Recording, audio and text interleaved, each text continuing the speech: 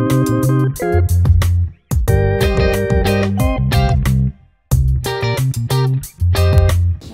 à tous. Vous m'entendez bien?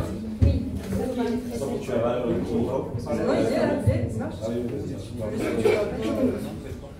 Alors, moi je suis Doris Tellani, je vais vous présenter, je suis interne en gynéco-ops aux Antilles et je vais vous présenter les spécificités des dom-tom concernant cette question du bien-être des internes de gynéco aux Antilles.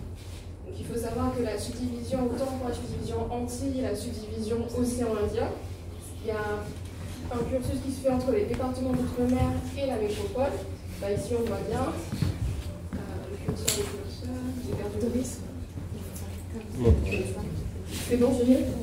Ok. Donc là on voit que la métropole elle est ici. Pour la subdivision Antilles, bah, on fait des stages ici en Guadeloupe, en Martinique et en Guyane. La subdivision Océan Indien, bah, elle se trouve ici, à La Réunion et puis à Mayotte. Donc le cursus il se panache entre les différents départements d'outre-mer et des stages en métropole. Donc on peut premièrement remarquer un éloignement géographique, aussi un éloignement familial pour les internes, et c'est aussi un choc entre guillemets culturel, parce que ce sont des départements qui ont leur histoire, leur spécificité sociétale et culturelle propre à leur histoire. Donc ce sont des départements qui sont, on va dire, magnifiques pour le cadre de vie, les activités extra-hospitalières, comme vous pouvez le voir. Après, il y a eu aussi certaines spécificités, notamment qui sont un petit peu moins reluisantes, entre guillemets. Il y a eu un incendie au niveau du CHU Guadeloupe en 2018 qui a pas mal mis à mal notamment le pôle par enfant.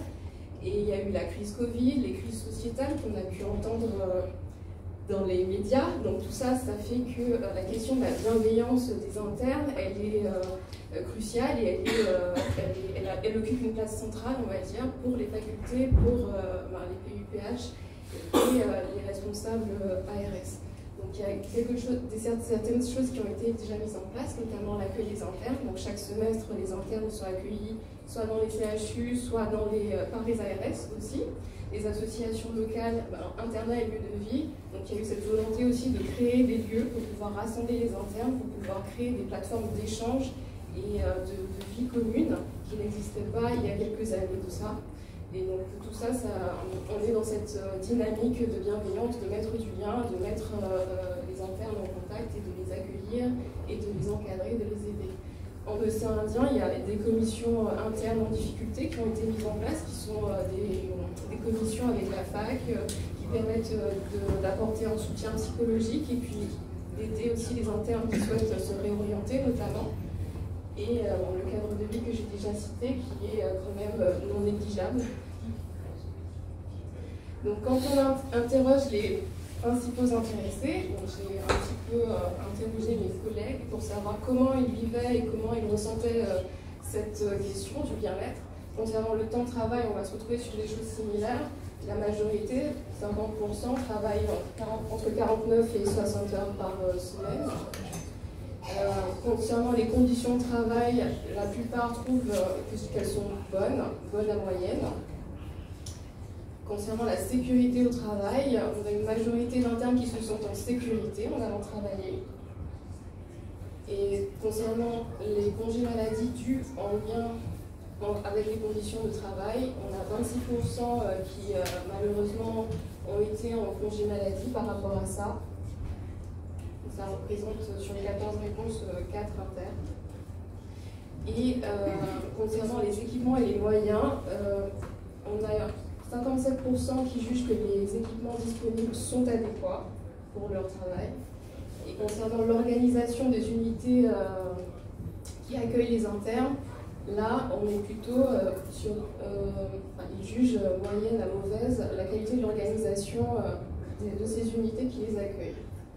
Donc quand on leur demande effectivement qu'est-ce qui serait utile de mettre en place pour pouvoir améliorer ces choses, on revient sur le même constat que l'EA a fait, c'est un accompagnement personnalisé, un meilleur encadrement, ce compagnonnage, cette forme de tutorat.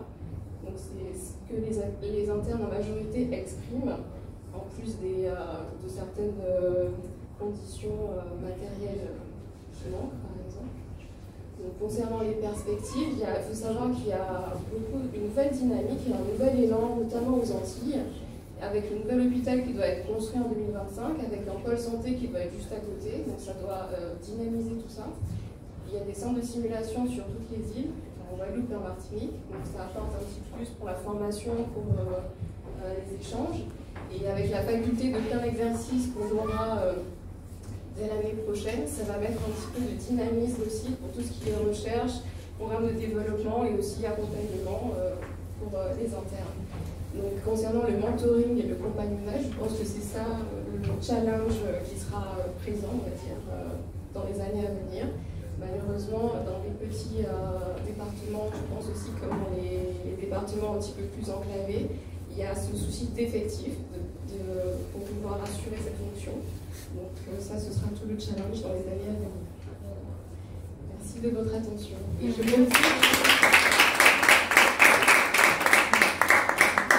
profite du coup, quand on parle de dynamisme, on a changé de coordonnateur et à cette occasion, vous êtes tous conviés au congrès Gilles Caraïbes qui aura lieu du 17 au 20 janvier 2023. Vous êtes les bienvenus.